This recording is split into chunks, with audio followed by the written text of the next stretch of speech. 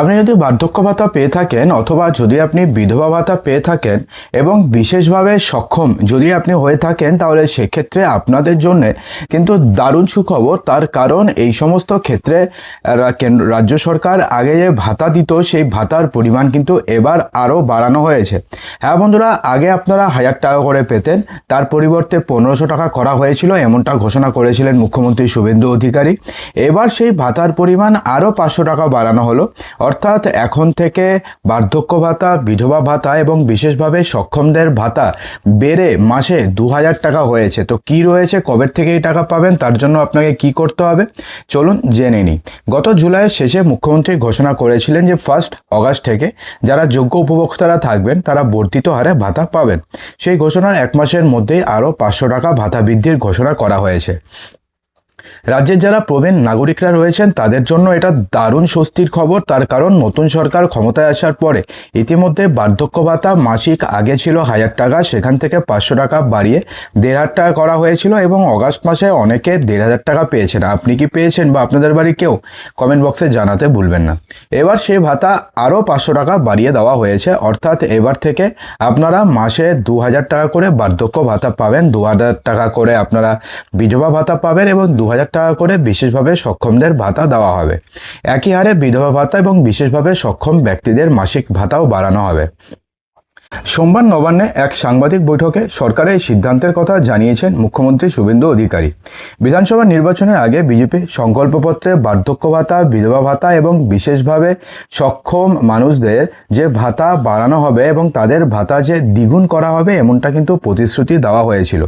ভোটে জিতে সরকার গঠনের পরে সেই প্রতিশ্রুতি বাস্তবায়নের উদ্যোগ নিল এবার প্রশাসন। আগে রাজ্যে এই 3 শ্রেণীর উপভোক্তাদের মাসের ভাতার পরিমাণ ছিল 1000 টাকা, সেখান থেকে বাড়িয়ে 500 টাকা বাড়িয়ে সেটাকে 1500 টাকা করা হয়েছিল এবং অগাস্ট মাস থেকে 1500 টাকা পাচ্ছেন বিধবা বার্ধক্য ভাতা এবং বিশেষভাবে সক্ষম ব্যক্তিরা। 1 অগাস্ট থেকে যোগ্য উপভোক্তারা বর্ধিত হারে ভাতা পাবেন। সেই ঘোষণার 1 মাসের মধ্যেই ফের আরও 500 টাকা বৃদ্ধির সিদ্ধান্ত নেওয়া হয়েছে। তবে এখনই কিন্তু আপনারা মাসে 2000 টাকা করে ভাতা পাবেন না। অর্থাৎ এমনটি নয় যে এর পরের মাস থেকে আপনারা মাসে 2000 টাকা করে ভাতা পাবেন। বলা হয়েছে আগামী দিনে যোগ্য উপভোক্তাদের ভাতা বাড়িয়ে ওই অঙ্কে নিয়ে যাওয়া হবে বলে জানিয়েছেন মুখ্যমন্ত্রী শুভেন্দু অধিকারী। কিন্তু নতুন সিদ্ধান্তের সঙ্গে বড় প্রশাসনিক পরিবর্তনের কথাও কিন্তু এবার বলা হয়েছে। অন্যদিকে আগে সরকারের আমলে ভাতার জন্য জমা পড়া সমস্ত আবেদন বাতিল করা হচ্ছে। ফলে যারা আগে আবেদন করেছিলেন তাদের আবার নতুন করে আবেদনপত্র জমা দিতে হবে। অর্থাৎ আগের সরকারের আমলে যারা ভাতার জন্য আবেদন করেছিলেন সবার আবেদনপত্র বাতিল করা হয়েছে এবং নতুন করে আবার আবেদনপত্র জমা দিতে হবে। মুখ্যমন্ত্রী জানিয়েছেন আগের সরকারের আমলের আবেদন আর কার্যকর থাকবে না এবং প্রত্যেককে ফের নতুন করে আবেদন করতে হবে।